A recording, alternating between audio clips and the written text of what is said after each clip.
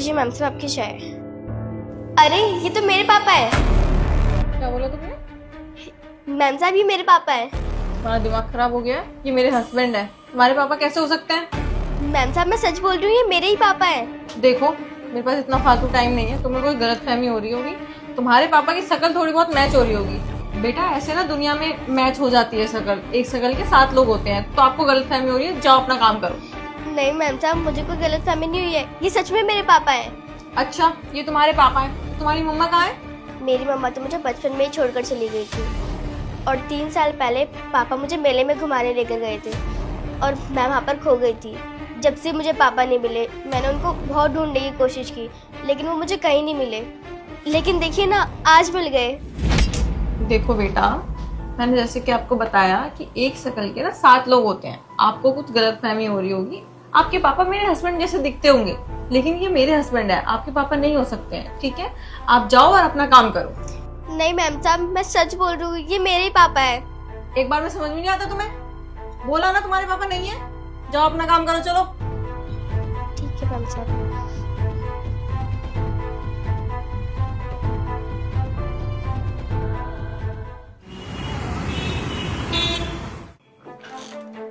बेटा जाओ एक गिलास पानी लेकर आओ मेरे लिए। जी साहब। पापा आप यहाँ? तू यहाँ? पापा मुझे कहाँ छोड़कर चले गए थे? अरे पागल हो गई है क्या? मैं कोई तेरा पापा वापा नहीं हूँ। जब जाके पानी लेकर आ मेरे लिए। पापा आप ये कैसी बात कर रहे हो? मैं आपकी बेटी हूँ सोफिया। मेरे ना दिमाग खराब मत कर। जाओ ऑफिस से, ये क्या बकवास कर रही है? तुझे यहाँ पे जॉब पे किसने रखा? जाओ जाकर पानी लेकर आओ। अरे शताक्षी देखो ना, ये छोटी सी बच्ची बार बार मुझे पापा बोल रही है। यार मेरी तो शादी तुमसे हुई है, तो हम दोनों का तो कोई बच्चा ही नहीं है, तो ये इतनी बड़ी बेटी कहाँ से आ गई मेरी? ये सुबह भी मेरे फोन में तुम्हारी फोटो देख के यही बोल रही थी कि तुम इसके पापा हो, और मुझे नहीं लगता कि कोई बच्ची इतने बिलीव के साथ इतना बड़ा झूठ बोलेगी। कुछ तो होगा ना, तभी ये बोल रही होगी। साक्षी यार, तुम किसी रैंडम बच्ची पे विश्वास कर रही हो और तुम्हें मेरी बात पर यकीन नहीं है। अरे मैं तुमसे क्यों झूठ बोलूंगा यार? मैं शादीशुदा थोड़े ना हूँ कि मेरी पहले से शादी हो गई, मेरी इतनी बड़ी बच्ची भी है। यार तुम मेरी बात पे यकीन करो, ये गरीब लोग ऐसे ही होते हैं यार, देखते नहीं है और रिश्ता बनाना शुरू कर देते हैं। और वैसे भी तुमने एक छोटी बच्ची को काम पर क्यों रखा? ये तो इलीगल है ना। तुम टॉपिक चेंज क्यों कर रहे हो कि मैंने उसको काम पे क्यों रखा और क्यों नहीं रखा? मैंने उसको काम पे इसलिए रखा क्योंकि उसकी फैमिली में कोई नहीं है, 2 वक्त की रोटी तो खा लेगी वो, और मैं उसे ट्यूशन में भेजती हूँ पढ़ने के लिए। एक बच्ची की जिंदगी बना रही हूँ मैं। वो सब छोड़ो, मुझे ये बताओ तुम इसके पापा नहीं हो? बेटा ये आपके पापा है ना? हाँ मैम ये मेरे ही पापा है। ये मुझे मेले में लेकर गए थे, बस मैं वहीं पर खो गई थी। उसके बाद मुझे पापा कहीं नहीं मिले। ओके ठीक है, तुम्हें इतना बिलीव है कि तुम इसके पापा नहीं हो, तो हम डॉक्टर के पास चल लेते हैं। दूध का दूध पानी का पानी हो जाएगा डीएनए टेस्ट से, है ना? चलो। पागल लेके यार, इन सब चीजों के लिए मैं डीएनए थोड़े ना टेस्ट कराता फिरूंगा। मुझे कोई टेस्ट नहीं कराना, बल्कि तुम इसको भगाओ यहाँ से। चल जा यहाँ से। नहीं नहीं, डॉक्टर के पास तो जाना पड़ेगा। चलो बेटा। अच्छा ठीक है ये मेरी बेटी, लेकिन दैट वाज माय पास्ट, और अब मुझे काफी सालों से इससे कोई लेना देना नहीं है। मैं तो कब का भुला भी चुका था कि मेरी कोई बेटी भी थी। तुम्हें शर्म नहीं आ रही इतनी सी बात बोलते हुए? और तुमने मुझसे इतनी बड़ी बात छुपाई, आखिर क्यों किया तुमने इतनी छोटी सी बच्ची के साथ ऐसा? ये मनहूस है, इसको मेले में ना छोड़ता तो क्या करता। एक तो मुझे कभी भी ना बेटी नहीं चाहिए थी, लेकिन भगवान ने मुझे बेटी दे दी। तुम्हें पता है, जब ये पैदा हुई ना, पैदा होते ही अपनी माँ को खा गई। उसके बाद मेरी माँ ने इसका ख्याल रखा, ख्याल रखते रखते मेरी माँ भी चल बसी। अब तुम खुद सोचो, जिस बच्चे की वजह से मेरा पूरा परिवार खत्म हो गया हो, उसको मैं अपने साथ रखूंगा? इसलिए मैंने इसको मेले में छोड़ दिया और मैं अपनी लाइफ में आगे बढ़ गया, और मैंने तुमसे शादी कर ली। सैम सीरियसली क्या बचकानी बातें कर रहे हो तुम? तुम्हारा दिमाग खराब हो गया है? ये बच्ची मनहूस है। लड़कियां तो घर की लक्ष्मी होती हैं। ठीक है मान लिया कि तुम्हारी बीवी इसको पैदा करते हुए चल बसी। कुछ औरतें ना प्रेगनेंसी में सरवाइव नहीं कर पाती हैं, बच्चा पैदा करते हुए उनकी डेथ हो जाती है। It's normal. और तुम्हारी माँ तुमसे कितनी बड़ी होंगी? उनकी उम्र हो गई होगी, इसलिए उनकी डेथ हुई। उसमें इस बच्ची की क्या गलती है? देखना क्या हालत हो रखी है इस बच्ची की, और अपनी हालत देखो। ये भी एक ऐसी लाइफ डिजर्व करती है जो तुम जी रहे हो। खैर अब मैं रखूंगी इस बच्ची को, तुम मेरी लाइफ में नहीं रहोगे। कल को मेरी लड़की हुई तो तुम तो मुझे भी छोड़ दोगे। नहीं नहीं, मुझे एक ऐसा मर्द अपनी लाइफ में नहीं चाहिए जो लड़का लड़की में भेदभाव करे और अभी भी उस सोच में जी रहा हो कि लड़की होगी तो मनहूस होगी। लड़कियां घर की लक्ष्मी होती है, मैं इसको पाल लूंगी। मेरे ऑफिस से निकल जाओ, डिवोर्स के पेपर में भिजवा दूंगी। तुम इसकी वजह से मुझे डिवोर्स दे रहे हो? यस, इसकी वजह से दे रही हूँ, क्योंकि मुझे शर्म आ रही है तुम पे। तुमने एक बच्ची के साथ ऐसा किया है। निकलो यहाँ से, गेट आउट।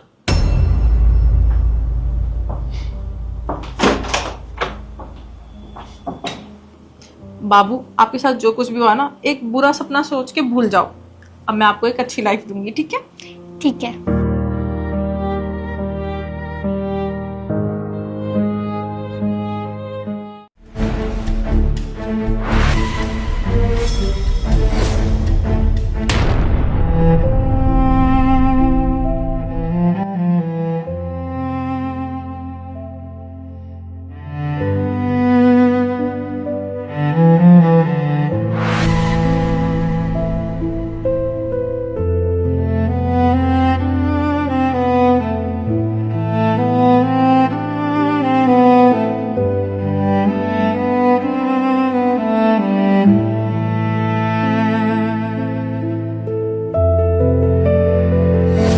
भाई साहब सुनिए। अरे भाई साहब सुनिए। भाई साहब, भाई साहब मैंने अभी देखा आपने अपना खाना उस लड़की को दे दिया। ऐसा क्यों किया आपने? जी भूख तो मुझे भी लगी है, लेकिन मुझे ऐसा लग रहा है कि उस लड़की को इस खाने की जरूरत ज्यादा है, इसलिए उस बेचारी की मदद कर दी और कुछ भी नहीं। उसका पेट भर जाए, मैं इसी बात से खुश हो जाऊंगा। हाँ तो कोई बात नहीं भाई साहब, हमारी दुकान में और भी बहुत खाना है, आप और ले लीजिए ना खाना, मैं दे देती हूँ। ये मैं मान सकता हूँ कि आपकी दुकान में बहुत सारा खाना है, लेकिन मेरे पास उस खाने को खरीदने के पैसे नहीं हैं। दरअसल 8,000 रुपये लेके आया था इस शहर में। सोचा था नौकरी करूंगा, अपने घर वालों को पैसे भेजूंगा, गरीबी दूर करूंगा। ये शहर बहुत परीक्षा ले रहा है मेरी। आखिर के 20 रुपये बचे थे मेरे पास, उसका ब्रेड खरीदा था ताकि कुछ चला जाए पेट में। लेकिन कोई बात नहीं। वो कहते हैं ना, दाने दाने पे लिखा है खाने वाले का नाम। ये उसकी किस्मत में था। बाकी ऊपर वाला है मेरे साथ, ऐसे भूखा तो नहीं सोने देगा मुझे, कुछ ना कुछ जरूर करेगा मेरे लिए, देखिएगा आप। देखिए भाई साहब, मैंने आपसे ये कहा कि हमारी दुकान में बहुत सारा खाना है, आप खा लीजिए, लेकिन मैंने आपसे ये तो नहीं कहा कि उस खाने के बदले में आपको पैसे देने पड़ेंगे। मैं ऐसे ही दे देती हूँ, आप खा लीजिए। जी नहीं, ये एहसान करने की कोई जरूरत नहीं। वैसे भी बहुत सारे लोगों के एहसान लिए हुए हैं मैंने। अब तो मैं ना ही लोगों से एहसान ले सकता हूँ और ना ही किसी से भीख ले सकता हूँ। आपने अनजानों के मेरे बारे में इतना सोचा, उसके लिए बहुत बहुत धन्यवाद। लेकिन कोई बात नहीं, देखता हूँ कि ऊपर वाला कब तक भूखा रखता है मुझे। आपको पता है, जैसे आप इस शहर में आए थे ना 8,000 रुपए लेके, वैसे ही एक टाइम पे 2,000 रुपए लेके मैं भी इस शहर में आई थी। मैंने सोचा था बहुत अच्छी कंपनी में नौकरी करूंगी, पढ़ी लिखी हूँ मैं, लेकिन ऐसा कभी कुछ नहीं हो पाया। वैसे भी जिंदगी में जो हम सब कुछ सोचते हैं वो कहाँ पूरा होता है। 2,000 रुपए लेके आई थी, नौकरी तो लगी नहीं, लेकिन हाँ ये छोटा सा ठेला खोल लिया खाने पीने का। और जब भी आप जैसे लोग मेरी दुकान में आते हैं ना, जो दूसरों की मदद करते हैं, मुझे बहुत अच्छा लगता है। क्योंकि जब मुझे मदद की जरूरत थी ना, तो किसी ने मेरी मदद नहीं की थी। और आप इतना क्यों सोच रहे हैं? आप ये समझ लीजिए ना कि आप मेरे छोटे भाई हैं और मैं आपकी बड़ी बहन हूँ। आपकी बड़ी बहन आपको खाना खिला रही है। आप 1 मिनट यही रुकिए, मैं भी आती हूँ।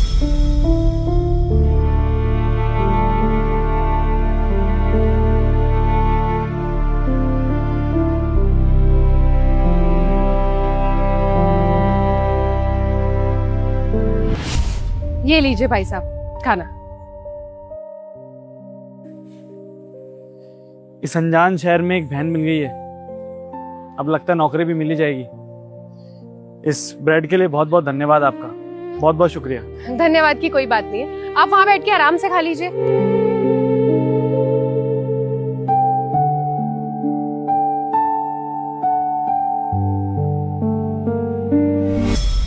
सुनो भाई, तुमसे कुछ बात कर सकता हूँ क्या? जी बैठिए। तुम्हारे पास कोई काम धंधा नहीं है? जी नहीं, दरअसल पिछले 3 महीने से शहर में काम ढूंढ रहा हूँ। लेकिन कोई काम मिल ही नहीं रहा है मुझे। तो शहर में सरवाइव कैसे कर रहे हो बिना काम धंधे के? दरअसल अपने गांव से 8,000 रुपये लेके आया था। आप तो जानते हैं ना माँ कैसी होती है, कभी चीनी के डब्बे में कभी चावल के डब्बे में थोड़े थोड़े पैसे रखती है। मेरी माँ की वो जमा पूंजी उन्होंने मुझे दी और कहा कि जा बेटा शहर में कुछ बड़ा कर। अब आखिरी के एक 20 रुपए बचे थे तो उसका ब्रेड खरीदा, लेकिन किसी जरूरतमंद की मदद कर दी। अब लग रहा है कि मुझे गांव वापस जाना पड़ेगा, क्योंकि अंदर से टूट गया हूं मैं। ऊपर से भरोसा उठ गया है मेरा। तो रिश्तेदार मेरा पीछे से मजाक बनाते थे, कहते थे कि जिंदगी में कुछ नहीं कर पाएगा। शायद सही थे वो। किसान होने के बावजूद मेरे पापा ने मुझे ग्रेजुएशन कराई, इतना पढ़ाया, लेकिन मैंने उनकी मेहनत पे पानी फेर दिया। गांव जाऊंगा, रिश्तेदार हंसेंगे और उन्हें देखता रहूंगा और वही करूंगा जो मेरे पापा कर रहे हैं, खेती। रहूंगा गरीबी में, लूंगा बैंक से लोन। कभी फसल खराब होगी, कभी छत से पानी टपकेगा और कभी पैसों की दिक्कत की वजह से कोई बीमारी लग जाएगी। यही होने वाला है मेरी जिंदगी में आगे। तुम्हारे साथ ऐसा नहीं होगा, पता है क्यों? क्योंकि तुम दिल के बहुत अच्छे इंसान हो। मैंने देखा किस तरह से तुम्हारे पास खाने को, तुम्हारा लास्ट ब्रेड पकौड़ा था और शायद इसके बाद तुम्हारे पास खाने के पैसे भी नहीं थे, लेकिन फिर भी तुमने एक जरूरतमंद को अपना खाना दे दिया। तो ये बहुत बड़ी बात होती है और ऐसा दिल सबके पास नहीं होता है कि कोई अपना निवाला किसी और को खिला दे। तो ऐसे नेक इंसान के साथ भगवान इतना बुरा तो नहीं होने देंगे। तुम खाली हाथ गांव कभी वापस नहीं जाओगे, ये मैं अच्छे से जानता हूँ। अच्छा वैसे एक बात बताओ, काम धंधा तुम्हें अभी मिल नहीं रहा, राइट? अगर मैं तुम्हें 1 साल का टाइम दूं तो क्या 1 साल में तुम श्योर हो कि तुम्हें कोई काम मिल जाएगा? जब इस शहर में आया था तो सोचा था कि बहुत टैलेंटेड हूँ, यूं काम मिल जाएगा मुझे, लेकिन इस शहर की हवा में स्ट्रगल है। परीक्षा लेती है आपकी। देखिए मैं ये तो नहीं कह सकता कि मुझे 1 साल में काम मिल जाएगा, लेकिन अगर किसी भी तरह से मुझे 1 साल इस शहर में रहने का मौका मिले तो मैं हर दिन इतनी मेहनत करूंगा जैसे कि वो मेरा आखिरी दिन है। एक मिनट, अगर किसी भी तरह से मुझे मौका मिलेगा कि मैं 1 साल इस शहर में रह सकता हूं तो मैं वादा करता हूं कि मैं रोज इतनी मेहनत करूंगा जैसे वो मेरे जिंदगी का आखिरी दिन। बाकी सब मेरी किस्मत के ऊपर है, लेकिन ये मौका मुझे देगा कौन? मेरी किस्मत ही मेरा साथ नहीं दे रही है। जब तो देखो मेरे पास तुम्हारे लिए काम तो नहीं है फिलहाल, लेकिन मैं तुम्हारी हेल्प ऐसे कर सकता हूँ कि तुम्हें गांव वापस नहीं जाना पड़ेगा कम से कम 1 साल तक। मेरा दरअसल एक फ्लैट है। एक्चुअली मैं अपने बारे में बता देता हूँ। मैं रियल एस्टेट का काम करता हूँ और मेरी खुद की बहुत सारी प्रॉपर्टीज हैं।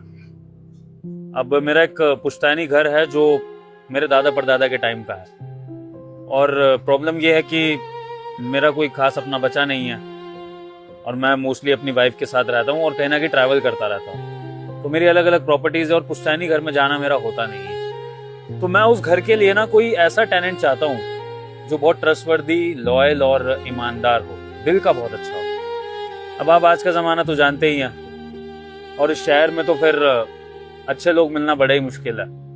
तो हर चीज़ का डर लगा रहता है, कभी कब्जा ना हो जाए, कभी कोई फ्लैट में कोई गलत काम ना कर ले। लेकिन जब मैंने आपकी अच्छाई देखी ना और आपसे बात करके देखा तो मुझे लगा कि आप बहुत ही नेक दिल इंसान हैं और आप वो परफेक्ट इंसान हैं जिसको मैं अपना फ्लैट किराए पे दे सकता हूँ। और चिंता मत करिए, बदले में मैं आपसे किराया लूंगा नहीं। बस आपको इतना करना होगा कि आपको मेरे उस पुश्तैनी फ्लैट का ध्यान रखना होगा, क्योंकि वहां पर जो केयर टेकर है ना वो भी पैसा ले लेते हैं, लेकिन जब भी मैं फ्लैट पर महीने के महीने कभी विजिट करने जाता हूँ तो धूल मिट्टी ऐसी की ऐसी होती, सारा सामान बिखरा होता है और बहुत बुरी हालत में होता है मेरा फ्लैट। मुझे देखकर बहुत दुख होता है। तो मैं चाहता हूँ कि तुम वहां रहो, स्ट्रगल करो इस शहर में, अपने लिए काम ढूंढो और रहो, खाओ पियो, वहां पर सारी सुविधाएं हैं। तुम्हें कोई एक्स्ट्रा हेल्प चाहिए होगी तो वो तुम्हें मेरी तरफ से मिल जाएगी। तो इस तरह से मेरा भी काम हो जाएगा तुम्हारा भी काम हो जाएगा। और तुम तो कॉन्फिडेंट नहीं हो कि तुम्हें 1 साल में काम मिलेगा कि नहीं, लेकिन मैं कॉन्फिडेंट हूं कि आने वाले कुछ ही महीनों में तुम्हें ना सिर्फ काम मिलेगा बल्कि तुम बहुत तरक्की करोगे अपनी नेकदिली की वजह से। क्योंकि जिंदगी में आगे बढ़ने के लिए सिर्फ किस्मत ही नहीं, अच्छा दिल होना भी बहुत जरूरी है। अब बताओ, ऑफर मंजूर है मेरा? जी वैसे वो जो आपका पुश्तैनी घर है उसका महीने का किराया कितना होगा? जब मैं कह रहा हूँ कि किराया देना ही नहीं है तो फिर किराया क्यों पूछ रहे हो? अब मैं वैसे ही पूछ रहा हूँ। हाँ, 30 to 35,000 पर मंथ। देखिए 3 महीने में ना अंदर से टूट गया था मैं। खुद का सेल्फ कॉन्फिडेंस इतनी बुरी तरह से खत्म हो गया था कि कुछ बचा ही नहीं। आज एक इंसान की मदद की और 2 लोग ऐसे मिले जिन्होंने मुझे वापस खड़ा कर दिया। एक वो दीदी जिन्होंने मुझे बड़ी बहन की तरह प्यार दिया और ये खाने के लिए दिया। दूसरे आपसे भी मेरे को रिश्ता नहीं था, लेकिन आपने मुझ पर भरोसा किया, मुझे इस लायक समझा कि मैं जिंदगी में कुछ अच्छा कर सकता हूँ। मैं आपसे वादा करता हूँ अगले 1 साल बाद वो घर मैं आपसे किराए पर लूंगा और उसका उसी तरह से ध्यान रखूंगा जिस तरह से आपके मम्मी पापा या दादा दादी रखा करते। वादा करता हूँ आपसे। डन। मैं तो खुद चाहता हूँ कि वहां पर ऐसा ही इंसान रहे जो उस फ्लैट की गरिमा को मेंटेन रखे और मेरे पूर्वज भी जहां से भी देख रहे हो वो खुश रहे। ठीक है, तो तुम अभी चलोगे मेरे साथ? मेरे फ्लैट दिखा दूं तुम्हें? बड़े प्यार से लाके दिया है मेरी बड़ी बहन ने तो। अच्छा हाँ, मैं तो भूल ही गया था, तुम्हें भूख लग रही है तो ठीक है, तुम खा लो और अगर तुम्हें कुछ और भी चाहिए हो तो मुझे बता देना। मैं तुम्हारा गाड़ी में वेट कर रहा हूँ, वो सफेद गाड़ी है मेरी। खाने के बाद वहीं आ जाना, ठीक है? ध्यान रखो।